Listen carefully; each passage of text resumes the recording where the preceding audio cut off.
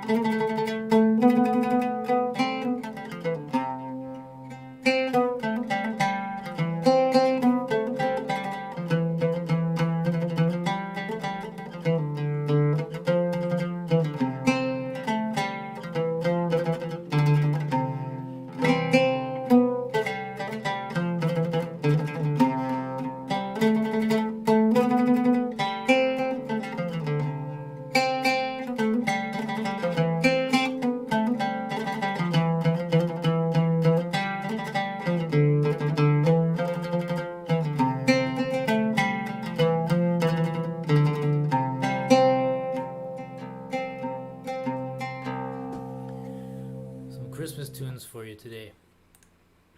Let's see what else we got here. These sound really nice on the oud.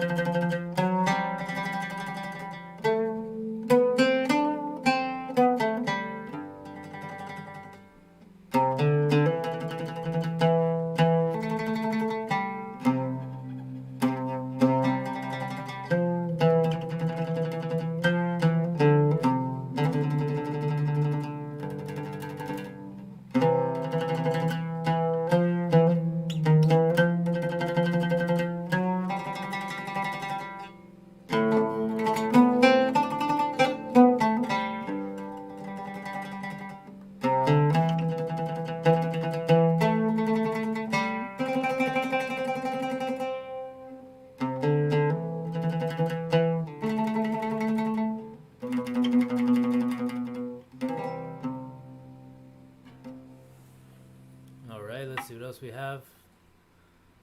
That was White Christmas. Before that was Joy to the World. Let's see here. This is another favorite of mine.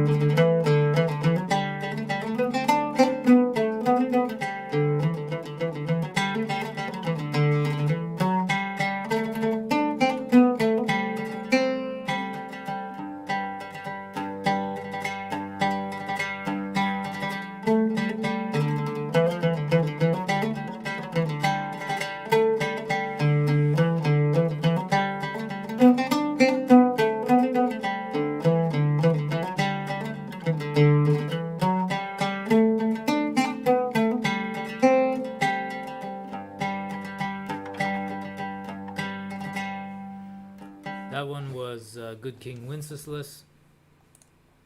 Let's see, we have one more. This one's kind of goofy. I don't really like this one on oud so much, but what the heck.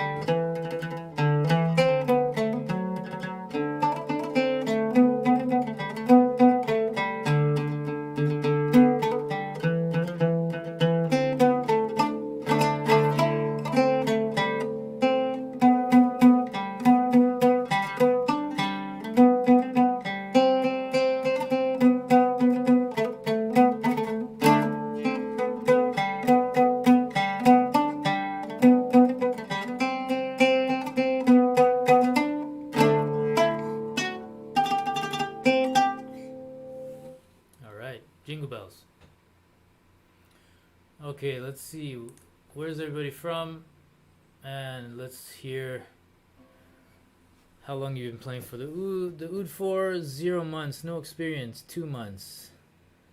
Yeah, hey Raleigh, nice to see you here. Okay, cool. Any chance I'll do a Nasr Shama cover someday? Not sure about that. Not really something I'd be interested in covering. But yeah, perhaps. I really like his dancing horses or Rakhs al Farasat or something like that. That's a really nice tune, but I don't use the same tuning that Nasr Shama uses, so I don't really, not really interested in doing that. Okay, so we got some beginners. That's good. Yeah, so today I want to talk about holding the oud, tuning the oud, playing the oud, just some basics. But if you guys have any specific questions, get them out now on the chat so that I can go back and read them and try to cover them. So first things first, let's talk about oud tunings. Let's see here.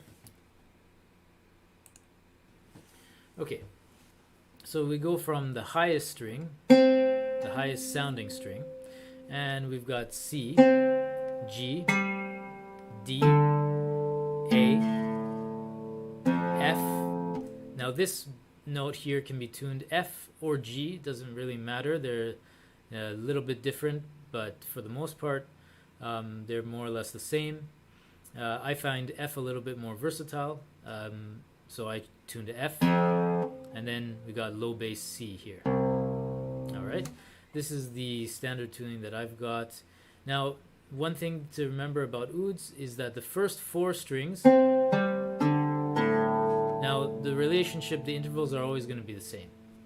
So the whatever oud tuning you're looking at, that's always going to be the case. There's always going to be tuned in fourths, 4 notes apart from each other.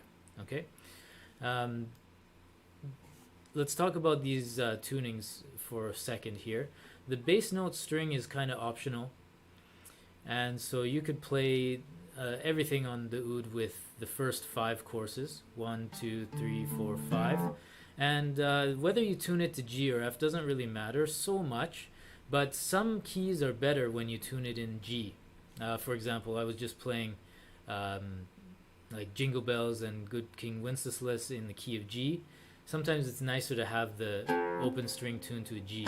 So if you're playing like maqams like Bayati on G or Hijaz on G, sometimes it's nice to have it tuned to G. Not all the time. It's not that important.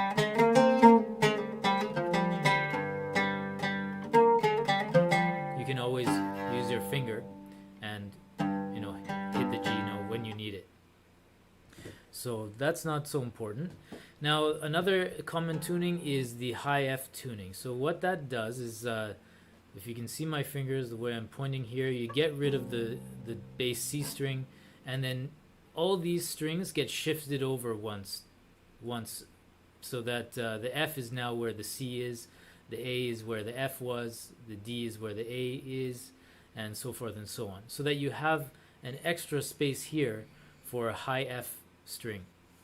So that the pitch would start up here, so you'd have easier access to all these notes here. You don't really need it. You're talking about Nasr Shama earlier. He uses the high F string. I don't think you really need it per se to play everything on the oud. Like I said, you can play everything on the oud just with these 5 courses.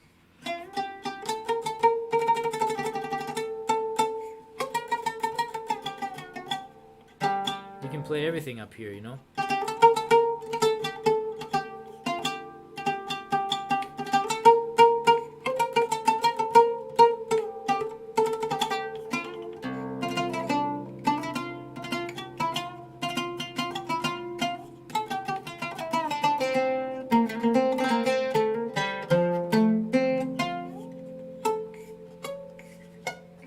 So you can play some stuff up there. Not that important. these notes don't sound very good, all the time. So you really gotta use them sparsely and apply some heavy tremolo to them. But you can do some arpeggios in this area. So yeah, so that's basically the range of the oud, the tuning of the oud. Let's talk about tuning the oud now. I'm going to show you my tuner. You can see it here.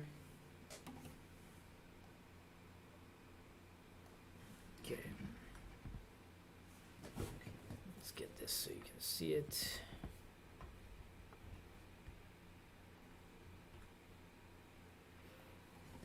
All right. Hopefully you can see that.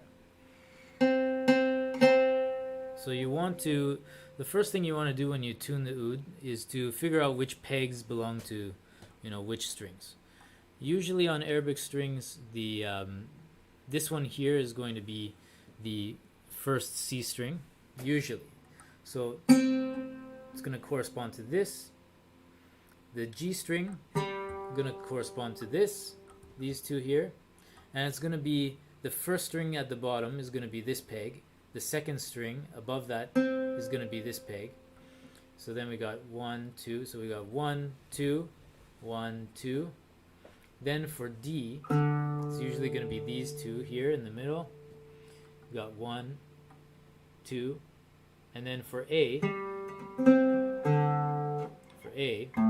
you got these two bottom pairs here, 1, 2, and then usually, it might be different depending on who made your oud, how they set it up, but usually the F course will be 1, 2, like that. And then right now I have an empty peg, so I have mine set up a little bit differently just because of the way that I did it, and the way that these pegs behave. So take that with a grain of salt. It's not always going to be the same. I've got my low bass string tuned up here, but in this case I've got my two F strings here, 1 and 2. But usually it's going to be F1, F2 here, like this. It's going to be different on different ouds. So yeah, when you have the oud and you're about to tune it, you want to be able to pluck each individual string. So you got to get your finger on there and pluck it so that you can hear the sound, so the tuner can hear the sound of the string very clearly. Then you want to pluck only the next string. If you pluck 2 strings at the same time, then the tuner is going to be off and you're not going to be able to hear it. What you want to do, let's see, one of my strings is out of tune. So my first one is in tune. You want to get from a lower note to a higher note and match them. So you listen to this one, see what it sounds and see what the tuner says. Then you want to tighten. Now tightening the string is going to be turning the peg counterclockwise, right? Yeah, both ways. It's going to be counterclockwise. So you want to go like this. Okay, they're close. You want to hear for those. You want to hear for the vibrations, and you want to get rid of those vibrations. You want to hear them. They want to be exactly the same, so that there's no interference. When the frequencies are off, when they're not exactly the same, then there's interference, and so you get that wow wow kind of sound. Check the tuner. Okay, good. So that's pretty good. You want to have them in tune, exactly. Then you go to the next string, find G, tune that up, then D, tune that up.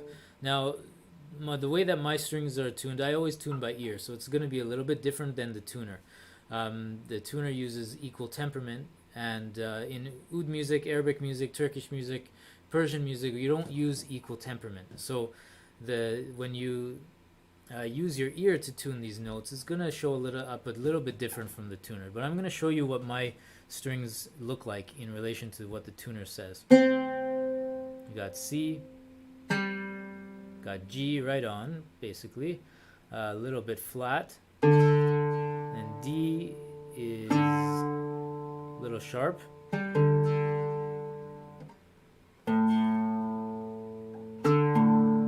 A is a little sharp, but my A is actually a little sharp. That's not how it should sound.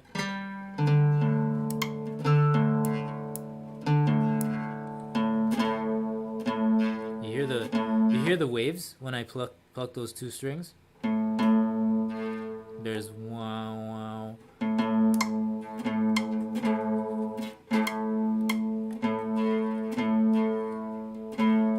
And the way I try to hold the pegs is by applying pressure from above with my thumb, and then turning at the same time so that the peg doesn't get loose. Another way you can do that is by getting the oud, like when you're tuning these pegs here, you can get the oud on your leg and then push in and turn so that you can tune. That way your pegs won't get loose. You won't be applying too much extra pressure on the neck. You don't want to do that either.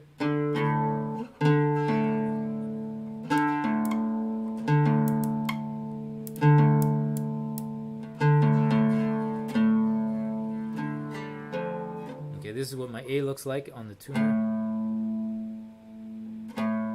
Just a bit sharper than what the tuner says. F is a little bit flatter. And then C. C is pretty much bang on. Okay, so that's tuning up the oud. Any quick questions about that? Let me check.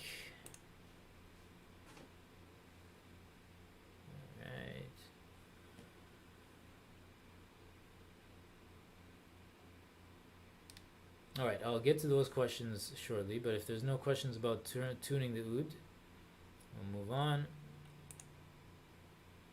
Okay. Alright, so next thing is holding the oud.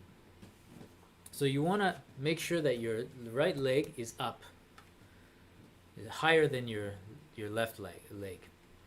And you can use this footstool to get your leg up there like that, and then the oud rests on your chest or below here. Try to keep your posture straight. Your right arm comes around to give somebody a headlock. You're giving the oud a little headlock here, and the oud can sit kind of at an angle. Doesn't have to be straight. You can find a comfortable spot so that your arm comes around, touches your forearm. Not much like this, mostly like this. And then the arm is very straight, little bend in the wrist, so that you can hit the strings around this soft spot. This is the money spot around here. That's what I like. Some people play closer to the bridge, gives a harsher sound. I like it around here. Some people play all the way up here, so that means your forearm has to move up. Only your forearm is touching the oud.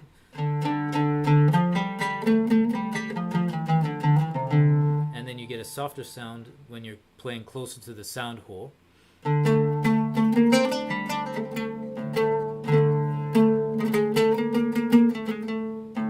Sounds really nice, but I like around here. That's comfortable for me. So you should be able to hold the oud without, your left hand. The way your left hand comes to the oud is as though you're giving somebody a handshake. Comes here, and your fingers wrap around. There's always contact between the index finger and the bottom of the fingerboard, so that there's always this movement, this motion here. Guitar players often do this. Don't do this. You're not gonna get very good results by playing like this. You don't want to play like this. And the reason for that is because this is fretless. That works on a guitar which is fretted, but not on an oud so well. You need that stability. That keeps you in place, and it allows you to do a nice vibrato.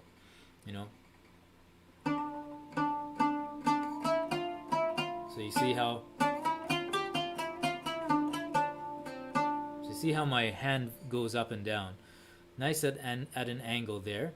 Now, when you start to play the bass strings here, your fingers start to become more straight, more vertical, but a little bit of angle.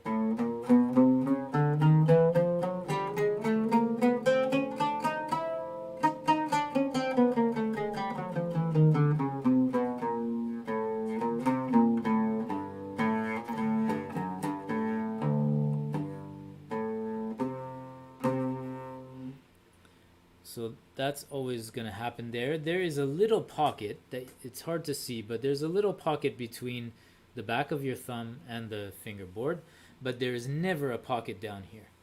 You don't want to, you want to avoid this. Always like this.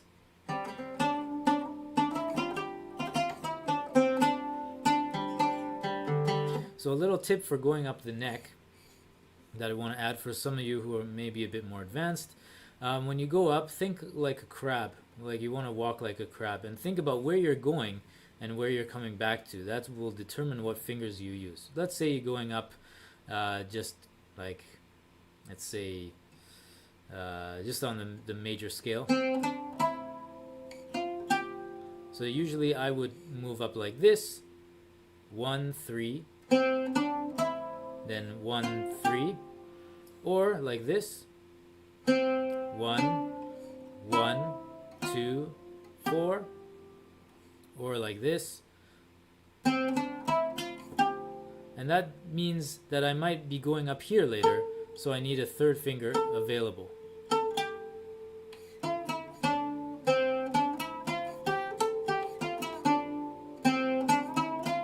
So your index finger is always leading.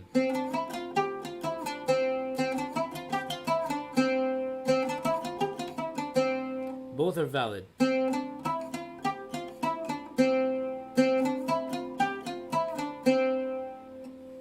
So there's that kind of technique. So if you want to go higher, you may need to go.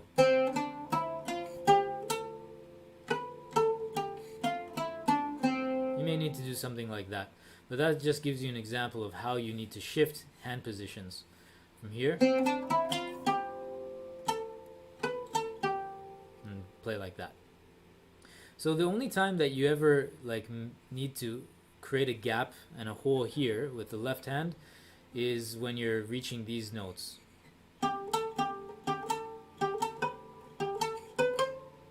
That's the only time that you have a gap here, and your thumb can be, around here, or sometimes, your thumb comes up here, but whatever's comfortable. But you always come back this way. I tend to when I come back after playing this, my hand does tend to want to stay in this position, but I quickly remind myself to come back and touch the fingerboard underneath here. You can play with a gap, but I don't recommend it. It doesn't work so well, but it is possible. But if you're a guitar player, I recommend to kick that habit and always have contact here. Now, when it comes to the left hand, when you're hitting these strings, your finger is going to need to be a bit more where it's touching. You can see it's going to be a little bit closer to the first knuckle, in between this knuckle and this one. When you're hitting the bass strings, though, you're going to need to be farther so that you can reach. But there's always contact. There's always this happening. You don't want to be playing, you don't want to be holding the oud like this, having so much finger length far away so that you can't, come back and hit there. You need to move it, shift it so that your fingers can comfortably reach.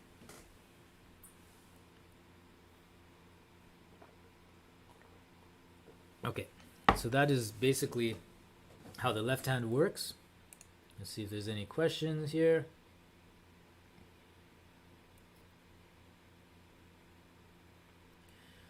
All right.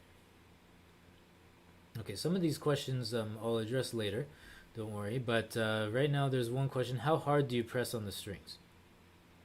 So you shouldn't need to press too hard.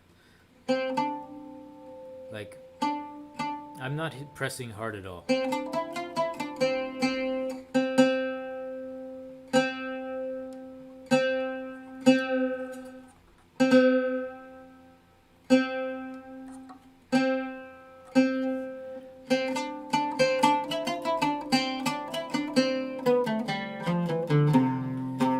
pressing very hard. Just enough to keep a good sound. That takes practice and it takes experience. So don't worry about it too much. You just don't want to have too much tension in your body. You don't want to be like really struggling to hit the notes. On some ouds, if the action, the distance between the strings and the wood here is too high, then it can take extra pressure to press the string down to the wood. That's natural, and that it's not necessarily good. The action of your oud should be playable and comfortable, so that you're not applying too much pressure in order to hit the notes. The action that I have here is pretty playable. You know, it gets pretty low down here. Your risha should be able to get stuck at some point down here. So yeah, let's move on to the right hand now. So the right hand comes around like a headlock, only it's the edge of the oud is touching part of the forearm. And pay attention to the movement. The wrist comes up and goes down. Feel the weight. Just kind of bring your thumb up, let it go. Up, let it go. Feel the weight of your hand like that. That's important. So let's get to the risha. So you hold, you pinch like this, index finger and thumb. Pinch like that. The fingers curl around and go into the palm there, and then your thumb is nice and curved, and you've got about this much coming out of your finger. Now don't do this. Don't let the risha come out between that knuckle and the middle knuckle. You want it to be between this knuckle and the tip of your fingers, somewhere around here. So that means your index finger is going to jut out a little bit from the rest of your fingers there. Right? Your risha and the index finger make a little bit of an X shape. So now that we have nice, comfortable, not too firm, relaxed, you should be able to take out the risha from your hand if you pull it out. You don't want to be holding it too tightly. So once we get that, we want to bring the hand up and down. Just let the hand fall on the strings.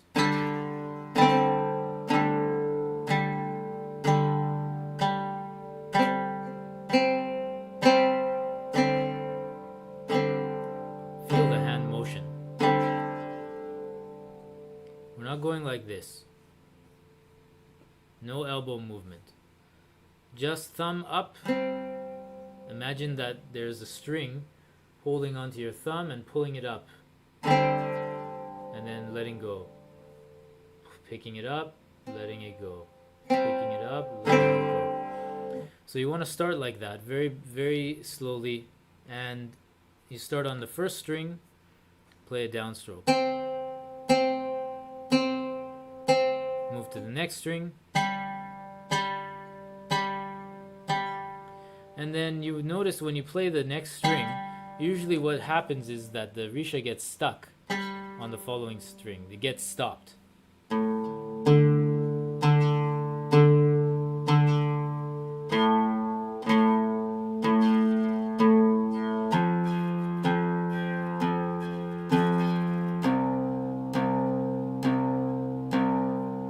Then you want to do down up strokes. Practice the down up strokes.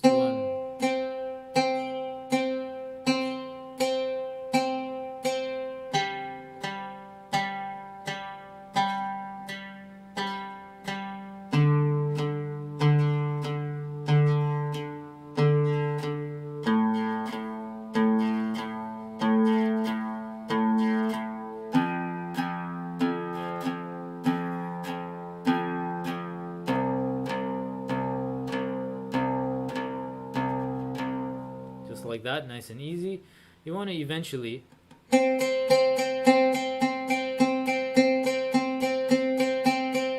it to that degree.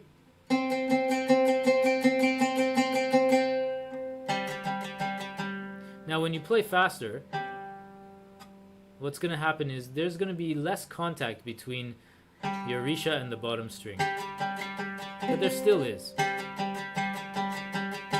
A way that you can practice down, up, this wrist pattern is by playing on the side of your leg. You don't even need the risha. You can pretend you're holding a risha and play against the thigh. Make sure your index finger is touching the thigh when you do that. Just like this.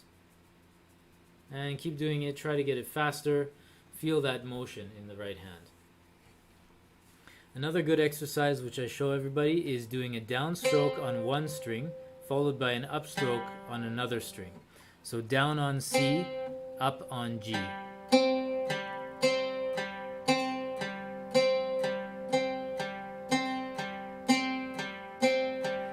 This really can increase your technique, and if you practice this every day, it's going to be excellent practice. Then you want to stick out the pinky and put an anchor on your soundboard here, like this. You can see that. And this way, do the exercise again, and you'll feel the muscles that are activated.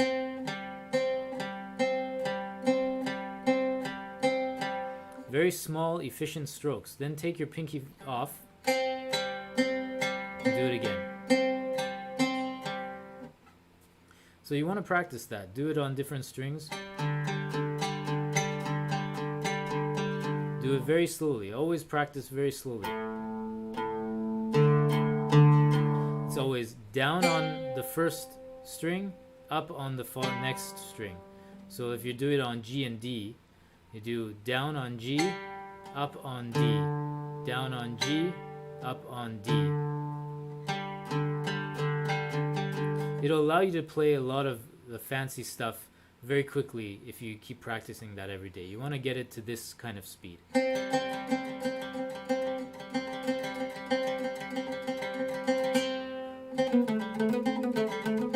So that when you cross strings, you can play an upstroke when you're crossing strings. It makes the right hand movement that much more straightforward.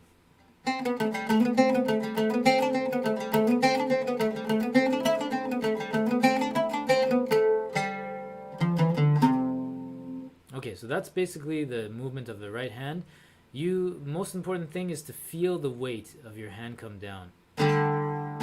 Don't be afraid of the strings. When you're practicing, like just playing down, up, don't pay attention if you hit other strings. Just ignore it. Just focus on the movement and making sure that the strings are not fighting you back. You want the risha to cut through the strings on both a downstroke and an upstroke. The upstroke is always going to be a bit weaker than the downstroke, and that's just a part of the charm of the oud. That being said, there are ways to minimize the difference between the downstroke and the upstroke, but that's more advanced. So let's see if there's any questions about this that we can address now. Let's see. Okay. All right. So we talked about basics of playing, where the right hand is, where the left hand is. We talked about tuning the oud and holding the oud.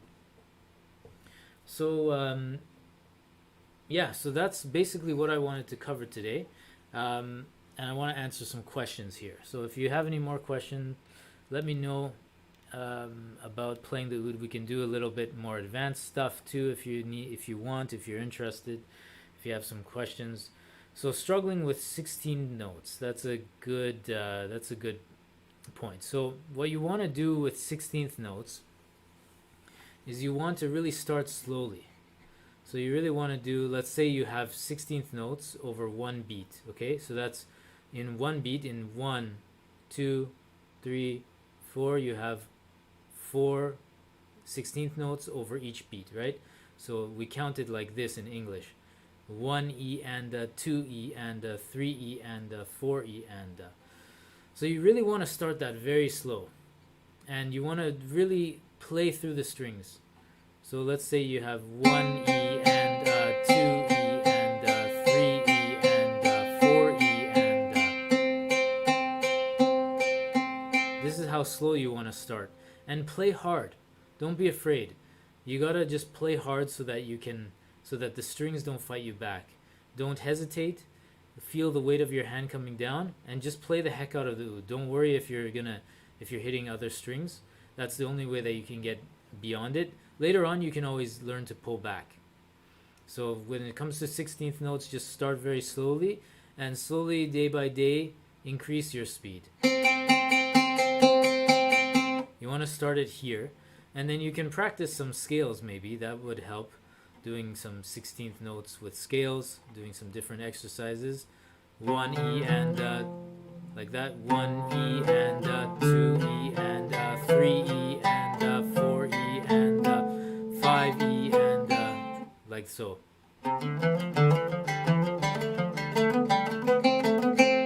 Something like that. You can do those kind of exercises. So you start on C, 4 notes up, then start on D, then start on E, then start on F, no, sorry, then G, and do down, up, down, up.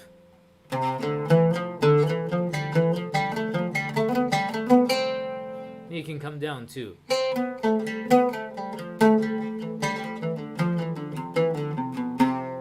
can do something like that. For 16th notes, you have to start slow.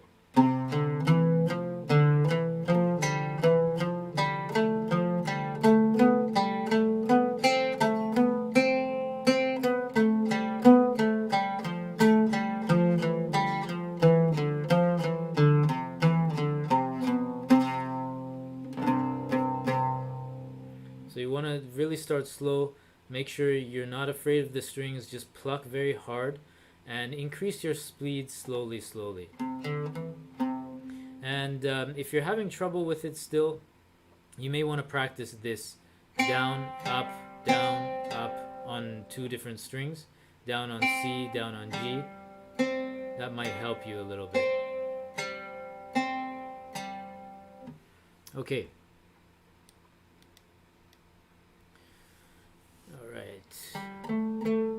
Side question: do you play any Sumbati? Sure, I know a couple songs from Riyadh Sumbati, but not really too into in most of his repertoire.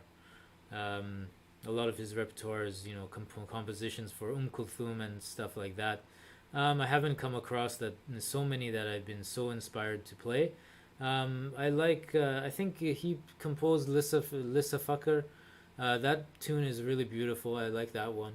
Of course, his Longa Farfaza is really nice. I know that tune. Let's see if there's any other questions here. Okay, what's pegs? Pegs are not ebony. These are not ebony pegs. These are, I think, I don't know, walnut maybe. But they're colored black. Painted black to look like ebony. They're not ebony pegs. They work though. They're fitted. Ebony pegs are nice, but they're not necessary. What's necessary is well-fitted pegs. What strings do I have? On this oud right now, I've been using the Dario Arabic strings, and the reason for that is because they're easier to get in Japan. They're also a bit less expensive than for other string brands, and I just really like how they sound. Also, the nylons are what are called rectified nylons. So what they do is when they make the nylon string, they sand it to the precise thickness that it should be consistently. So you'll see that they're a little bit muddy. They're not like a clear nylon. They're a little bit like a matte finish nylon. And I really like the sound that they make. And they're perfect intonation all the way up. I love that. So that's what I use the Dario. I also use it for my Turkish oud as well, the Dario Turkish set. So yeah. We answered how hard do you press on the strings, and then there's a question about temperature. Um, I leave I leave my ouds out on like guitar stands during the day and night, and I haven't had any problems with temperature so much. The temperature drops quite rapidly. It gets down to maybe around 10 degrees Celsius, 7 degrees Celsius. My ouds have been okay. In the daytime, we turn on the AC to make it warmer, and it's okay. There's not so much. It's very dry these days, so the humidity is not fluctuating too much, but the humidity doesn't get dangerously low. So I haven't had much problems myself. But when humidity changes, what's going to happen with the pegs is the pegs, they start to absorb moisture when there's too much humidity in the air, and so they swell. So that causes the peg to get tight.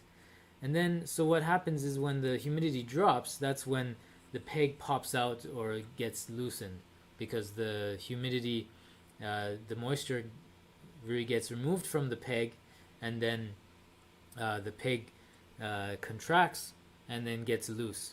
So between seasons, what I do is I sometimes hear my pegs get loose. I have to go and tune them up again, and then adjust. I need to press them in a little bit more when it's drier, and then when it starts to get spring, what I do is I may loosen them a little bit if I feel like they're getting tight and the humidity is slowly increasing. So that's what I do to manage the pegs, getting in and out so much. You really have to know and get familiar with how your pegs behave so that you can manage them well and learn how much pressure is in there that it needs to stay without getting too loose. But it happens to me too. The pegs get loose once in a while. All right, I'm having a hard time increasing the speed. What is your advice? Playing the heck out of the oud. Just play the heck out of it. Like, don't be afraid of the strings, and practice this against your knee, against your thigh. Make sure your finger is touching. Practice this. You can practice it when you're doing computer work or when you're just sitting on the couch watching TV, whatever. But for increasing speed, again, don't be afraid of hitting other strings. Just focus on the pattern of your right hand. And when you're learning the oud, you have to do a lot of repetition to develop muscle memory. That's the most important thing, because muscle memory does half of our job for us. When you have built up muscle memory, that's why when you play, like, let's say C to D, you have to repeat that. Let's say you want to play this: C, D, E, F, E, D, C. You want to play that. Let's say you're having trouble reaching from the first finger to the third finger. So you want to practice C, D, C, D, C, D, C, D, so that your muscles start to remember that. Then you want to practice C, E, C, E, C, E. Keep repeating this. Then if your pinky is weak, you want to exercise your pinky. If you want to do incremental steps in your practice. So when you want to play, you may have to focus on the movement from E to F. You may need to do this a lot before you can easily and quickly move the pinky up. So start slow, play hard with your right hand, start very slow, don't be afraid of the strings, slowly increase your speed.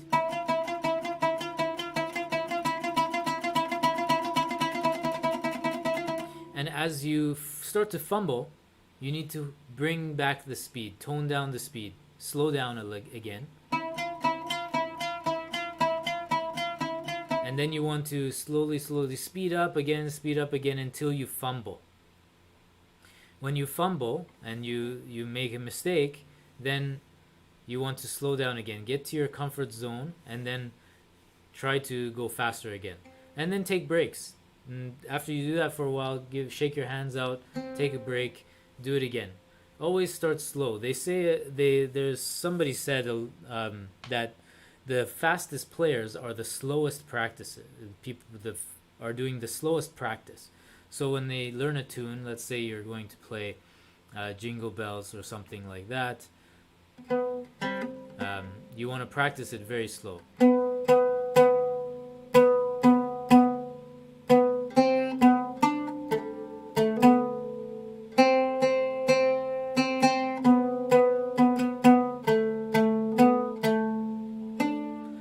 So that you can eventually play it faster. That develops your muscle memory properly.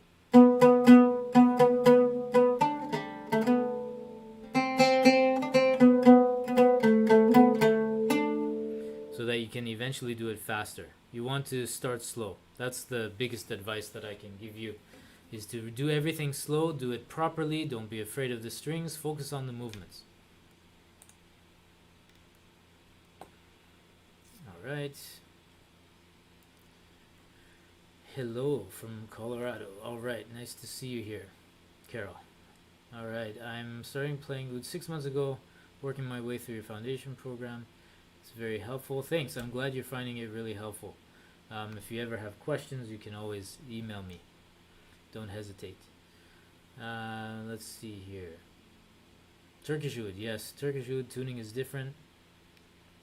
I have a Turkish Oud, but I'm tuning in Arabic for learning purposes. Yeah, you can tune a Turkish Oud to Arabic tuning. That's fine. Can you put too much pressure on the pegs when you're tuning? Yes. Yeah, so you can put too much pressure. You want to find the right amount of pressure. Let's see here. What can I suggest? When you're tuning, in order for the peg to stick properly, you need to push and turn. Push in and tighten. So it's best to always tune up to the note. So let's say one note is, let's use the G string for example, so that you can see this properly. Okay, so we got here the G strings here. One is out of tune. The first one is in tune, the second one here. So you want to push down while you tune up. That's the most important thing. That'll prevent slipping.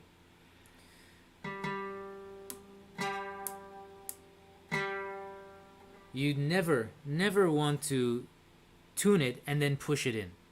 Don't do that. It's just gonna come out. It's not gonna stay in there properly. Always want to push in a little bit and turn. You don't want to put too much pressure unless you really need to, unless it's really slipping. But you don't want to put too much pressure. You could break it or damage it. You always need support underneath so that nothing happens. Not too much pressure on the neck. When you're tuning these ones here, what I do is I try to put my finger on top so that I'm pushing with my thumb and other fingers. This helps a little bit.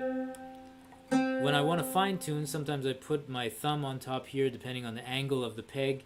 Put my thumb on top here. Sometimes I have to let it go to do fine tuning and just... Sometimes I gotta put that pressure so that it gets in there. It's tricky. That's one of the biggest learning curves. It takes a lot of experience to get to know your pegs. Alright, so that's about it for me. Unless you guys have more questions, I want to tell you guys about some things that are happening at Oud for Guitarists this month. This week, I have some information about where you can buy your first Oud or your next Oud and get Oud lessons. We're talking about you can buy an Oud, plus you can get a deal on my Oud lessons that I offer, so that you save some money on the Oud lessons. I'll be selling instruments through with company Ethnic Musical. You can check these instruments on my website.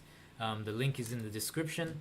Oudforguitarists.com/oudforguitarists Ouds. Link is in the description there. You can check out some of the ouds that I have handpicked myself that I recommend for beginners who are just starting to learn how to play the oud. And I'll be talking about, so this week I'll be giving you some links to where you can purchase an oud plus oud lessons, so that you get a discount on the oud lessons when you buy it with an oud, so that if you're a beginner and you're starting out on the oud, you can buy your first oud knowing that it's a trustworthy oud to buy and you're not going to have too many problems with it, and you can tune it up easily. You have a good set of strings on it. That's why I'm working with Ethnic Musical to bring you these ouds, so that you have a oud that you can rely on from the get-go. And then you have oud lessons as well that you can just start learning. So that's what we're going to be talking about this week. So make sure, if you haven't already, get on the newsletter list so that you can hear all about that. And then also the following week, from the 21st to the 25th, I'll be doing a whole bunch of packages, so that you can save money on buying multiple oud lessons.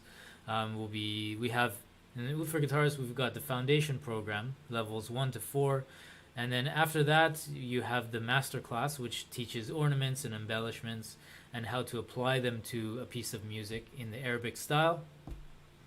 And then you have a course which is Egyptian Music Volume 1, which you can learn 5 essential Egyptian tunes on the oud.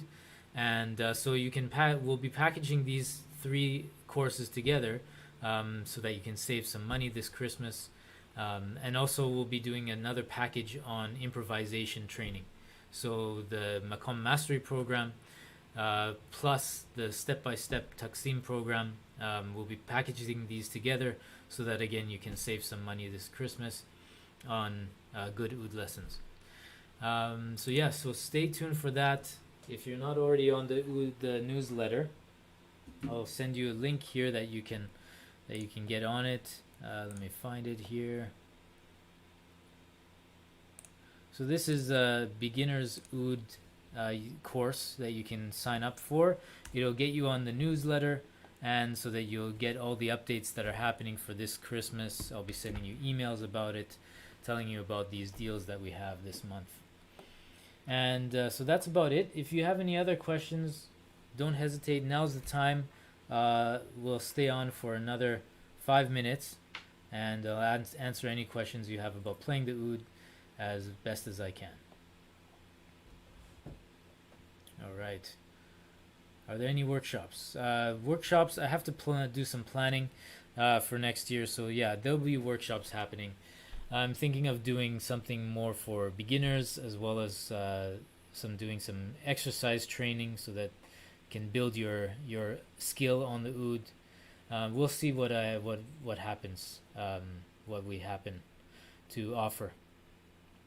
It does look cold here. It's not that cold. I'm just wearing a hat because I've got a bad hair day. So it's not that cold where I am right now. It's getting a little too warm. I got to take off the hat.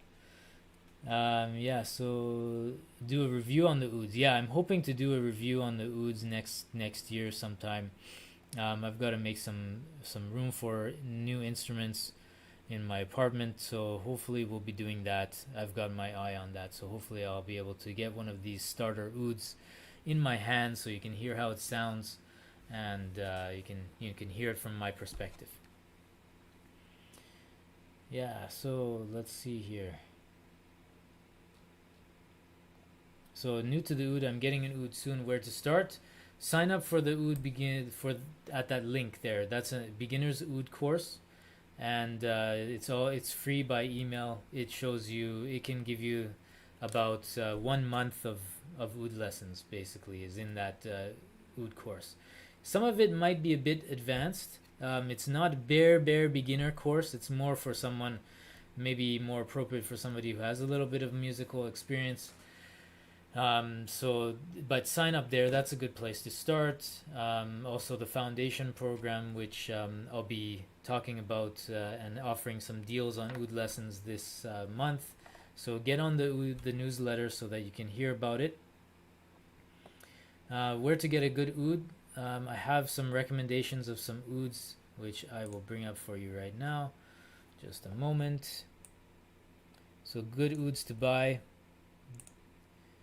Here we go. This is a link to see some good ouds that you can buy. Now I recommend these ouds because I work with the owner of this company that provides these ouds, and they're providing ouds that are decent quality for the price that you pay. Excellent quality. Like they make sure that the pegs are properly fitted so that you can tune it up easily when you get it. They put on a nice proper set of strings for you, so you're not dealing, so you don't have to change your strings right away when you get the oud to something else. Another thing, they don't use any plastic parts. A lot of Turkish low-end Turkish ouds these days, they're using plastic parts like plastic bridge, plastic pegs for their lower price models.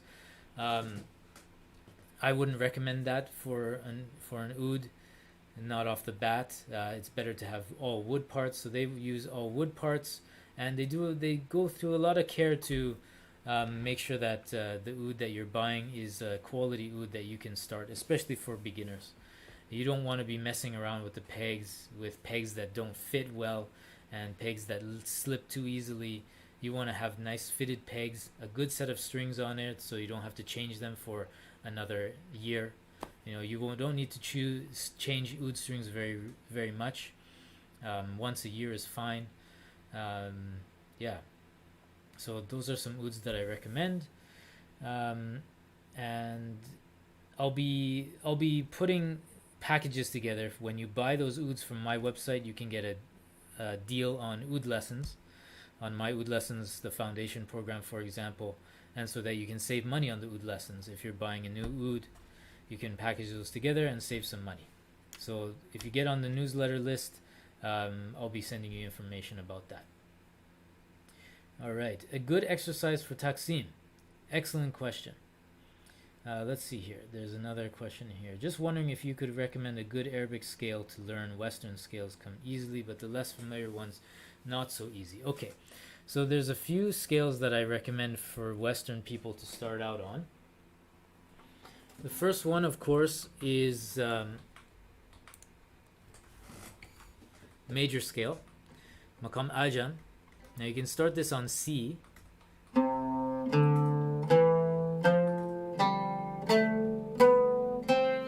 Now, Makam Ajam, it's also, when you descend, sometimes you use B flat.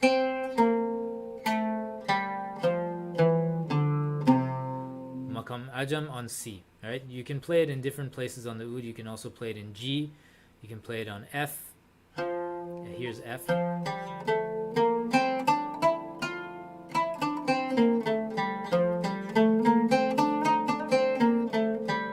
You always got that the flattened sixth degree that can always happen when you're descending a scale. So that's Ajam. The sixth degree can be a natural or it can be flattened. It can also be played on G. Let's see here.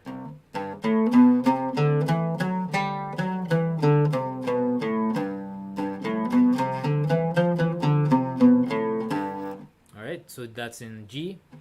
And they also played on B flat too. Let's skip that for now. Let's go to Nahawand. Makam Nahawand is like a minor scale. You can start on C, D, E flat. The E flat is a little bit, watch, don't make it too sharp. Then F, then G, A flat. Again, it should be pretty flat. It'll be flatter than what you find on a guitar or piano. Then you have B natural on the way up and up to C. And on the way down, again, you have this B flat used. And then when you play the root, this C is the root. You'll use a B natural to return to the root when you play in this lower section. So these scales can be played on a guitar, can be played on a piano, but some of the degrees are going to be a little bit flatter than what you hear on the piano. So that's something to watch out for.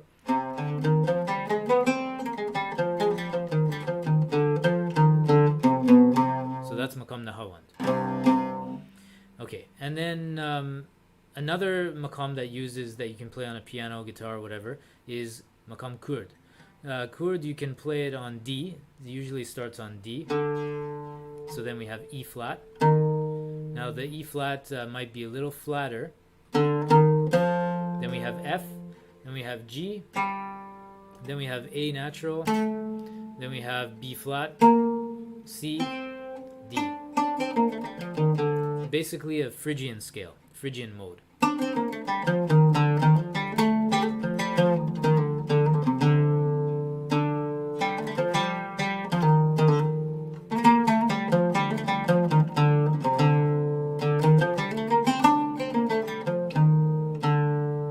So that's Maqam Kurd. After that, it might be wise to learn Maqam Rast. Maqam Rast is like, imagine C major, but the third degree, the E natural, is flattened by a microtone. It's half flattened. Not full flat, it's half flattened. So first find that E natural, and then you want to flatten it.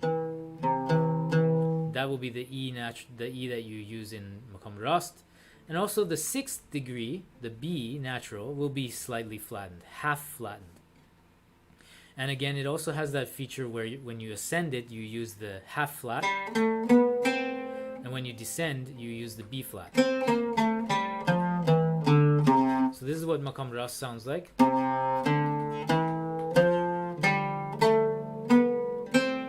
Very similar to Maqam Ajam, or the C major.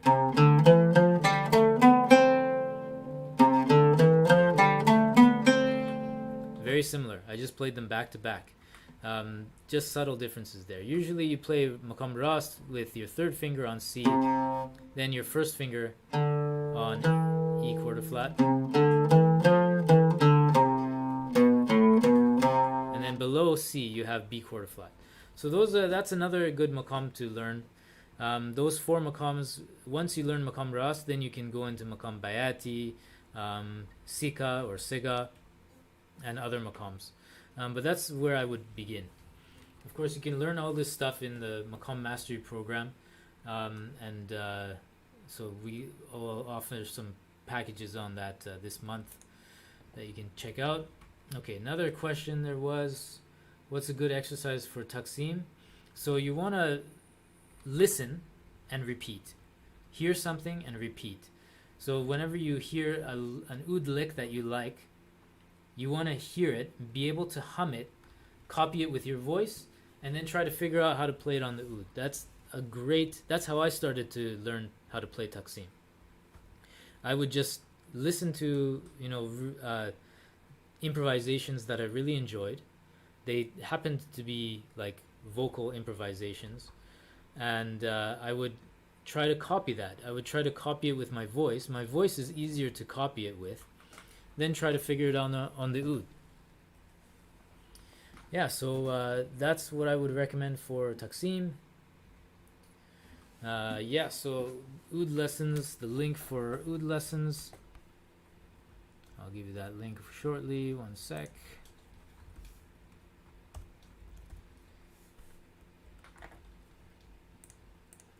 Alright, here's all the courses we offer. Now, if you want to wait, and if you want to package these courses together, wait. This month I'll be sending you an email about packages that you can save some money on these oud lessons. So watch out for that. If you haven't signed up, you can sign up for the newsletter at one of those links there that I put. Make sure you get on it. Let's see here. Let's see. Hijaz, these scales are all in a scale diagram in your foundation course, right? Yes. So one of the courses in one of the packages of the foundation program has maqam diagrams. So it shows you what the main notes are with the fingerboard diagram and where they are with the notes that are of each maqam. The basic maqams are highlighted. so you can easily find out where they are. Yeah, you want to keep in mind that the fingers you use can change depending on where you're going and where you're coming. So it depends on what you're actually playing will determine what fingers you use. All right, so that's enough for me. Thanks for joining me, guys. If you have any other questions, get on the newsletter and email me. Happy to hear from you guys. And yeah. Carol, still having difficulty fully supporting the Oud without left hand support. Yeah, so you want to make this little pocket. There's a little pocket you can create. It might be easier for you to sit cross-legged. Get the Oud up here. Make sure you use some carpet stopper. This is excellent. I use this when I want to reduce the amount of stress on my body, because this keeps the Oud there. It doesn't slide, Then you want to angle the Oud a little bit forward. The neck goes forward. And then you want to get the Oud in a headlock here. And that way, when it sits in this pocket of your finger here, this forearm here, and the butt of the Oud is in this pocket, it's also touching your arm over here and your shoulder a little bit. When you get into this pocket, you can easily balance the Oud. But you got to find out what's most comfortable for your body. For women, if you have a larger chest, you may have to angle this Oud out a little bit more. You may have to find what works for you. You may have to angle down a little bit. But the best thing is to get this carpet stopper and use this. It keeps the Oud in its place. And that's very useful. Professionals use it all the time. It's not a cheat or anything like that. In fact, it's you're doing your body a favor by using one of those carpet stoppers. All right, so you'll be hearing back from me shortly, probably another YouTube live this month. So thanks for joining me, and we'll see you next time. See ya.